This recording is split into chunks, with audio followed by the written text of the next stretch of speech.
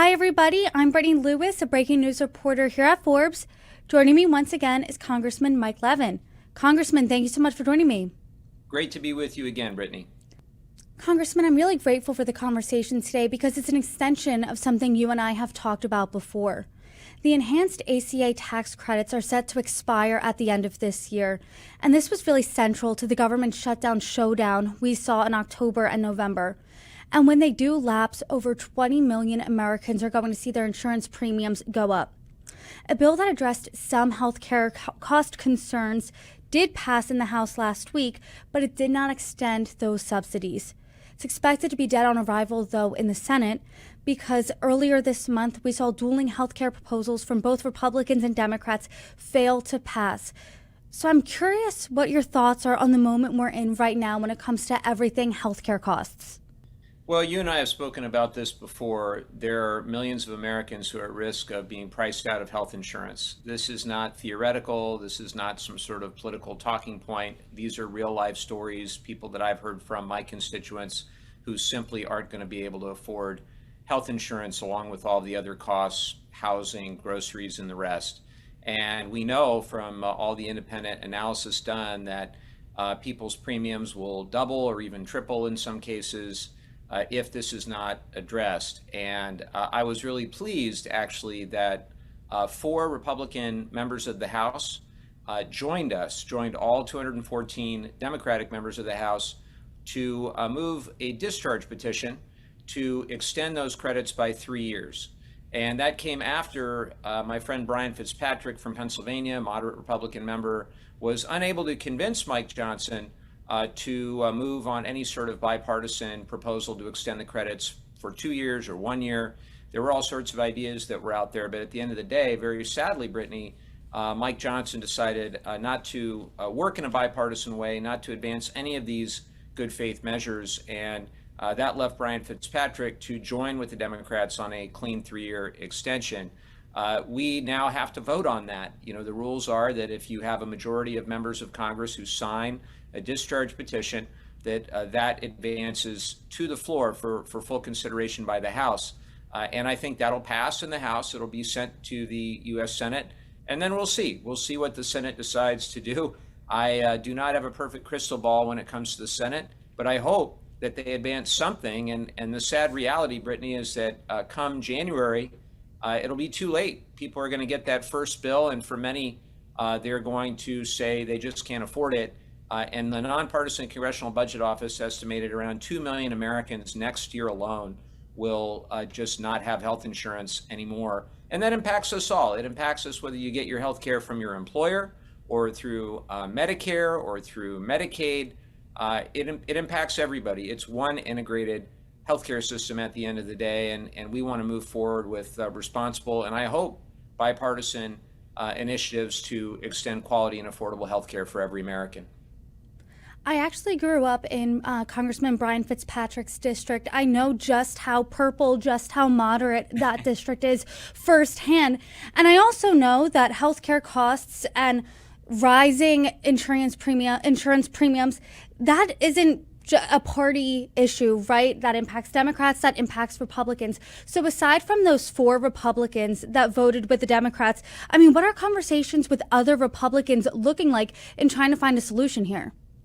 Well, the first thing, Brittany, is I thanked Brian Fitzpatrick for his courage. I thought it was a courageous step for him to work with the Democrats on this, and acknowledging that none of these solutions is perfect. We still have a healthcare system in real need of long-term support to, again, aspire to quality and affordable healthcare for everyone.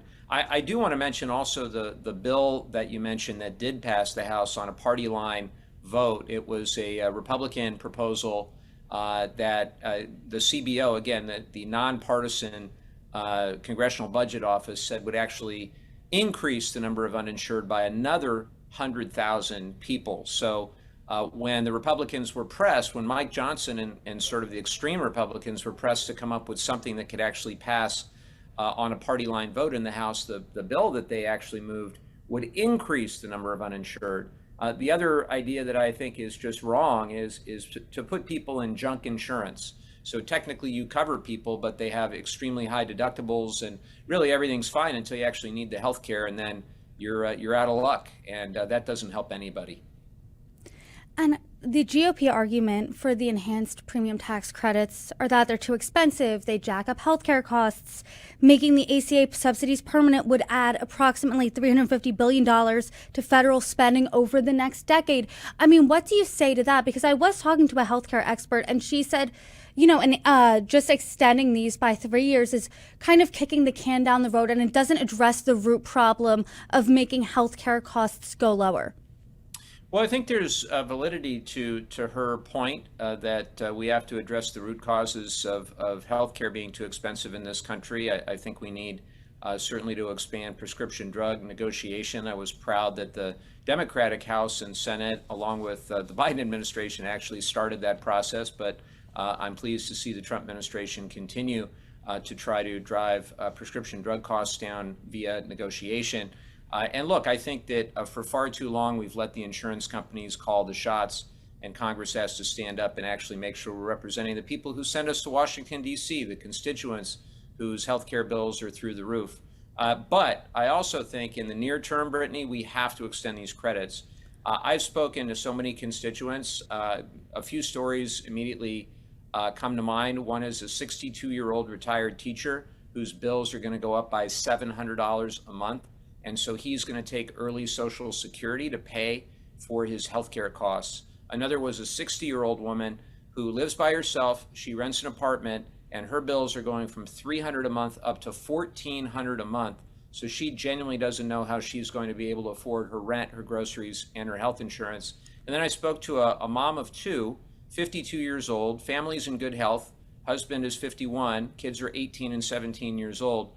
Their bills are going to go up from over $20,000 a year, which is still a lot of money, obviously, to over $55,000 a year if those credits are not extended. And she was contemplating going into bankruptcy due to medical debt. So these are real stories from real constituents of mine. And I know if I'm hearing it, people, any representative worth anything that are going out and talking to the people they represent, they're hearing similar stories.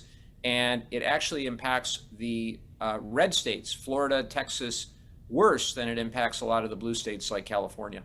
I mean, hearing those prices, it's just astronomical. And just in recent days, I heard someone in an interview saying, hey, I might float the idea of potentially divorcing my husband so our insurance costs can come down. I'm sure you have heard other solutions. I know I have, like people divvying up their medication to make it last longer.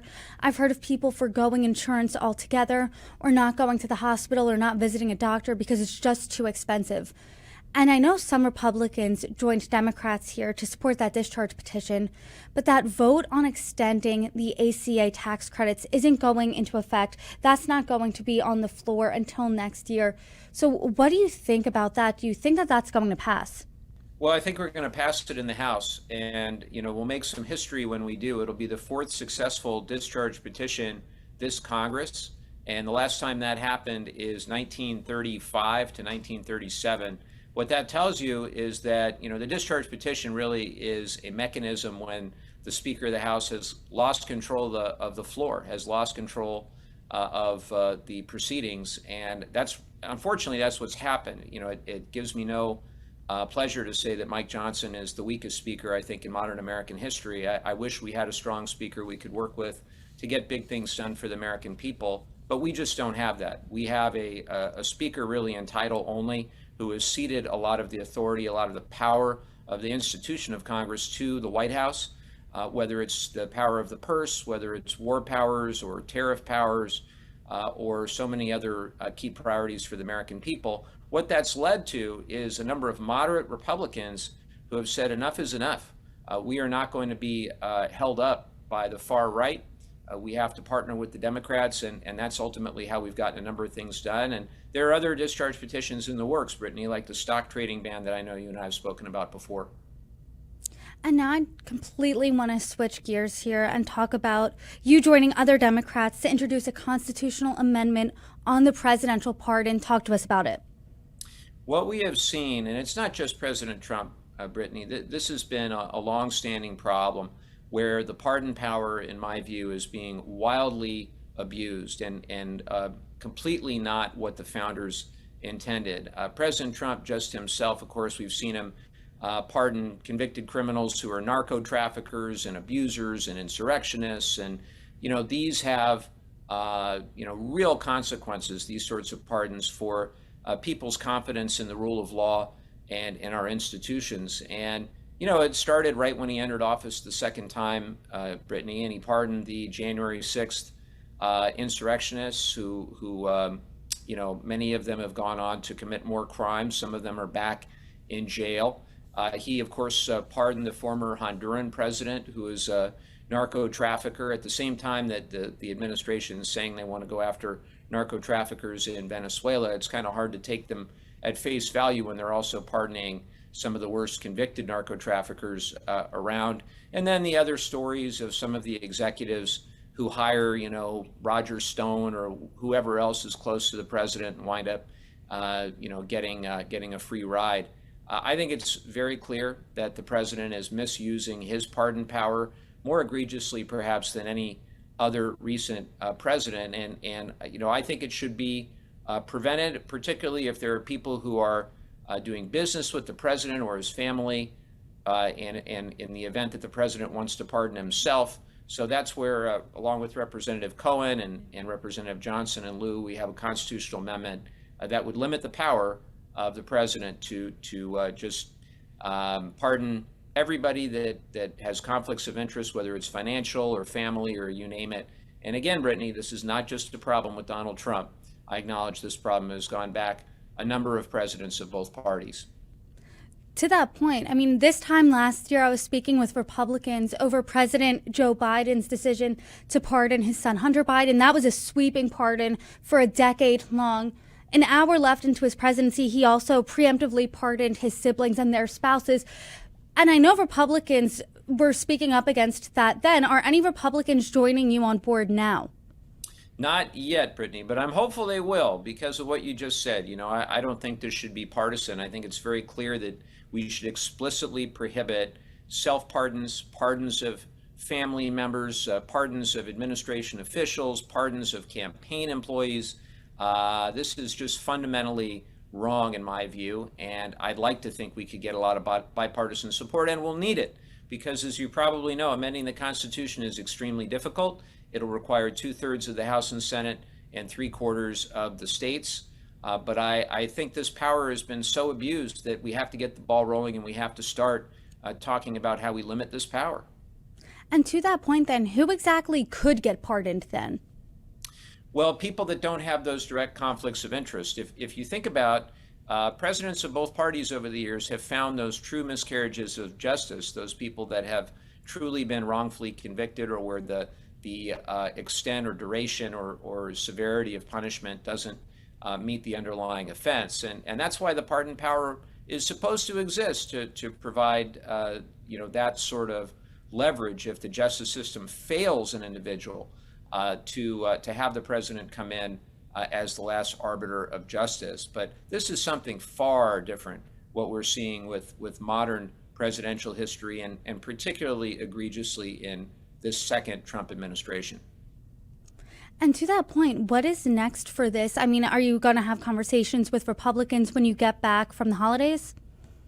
I am absolutely going to have those conversations, and not just about this, Brittany. We have a lot of bipartisan work on our agenda. The other big issue, of course, is banning members of Congress from trading stock. We're making progress on that front as well. But look, I still believe, despite how tough it is, despite how partisan and polarizing our times are, how divisive some of the rhetoric is, including from our president, by the way, that we still can do big things when we work together, and that's always going to be my commitment. Well, hopefully we can have those conversations next year about all of those conversations you're having across the aisle. Congressman, I always appreciate our conversations. Thank you so much for joining me. Thank you, Brittany. Happy holidays. Happy holidays to you, too.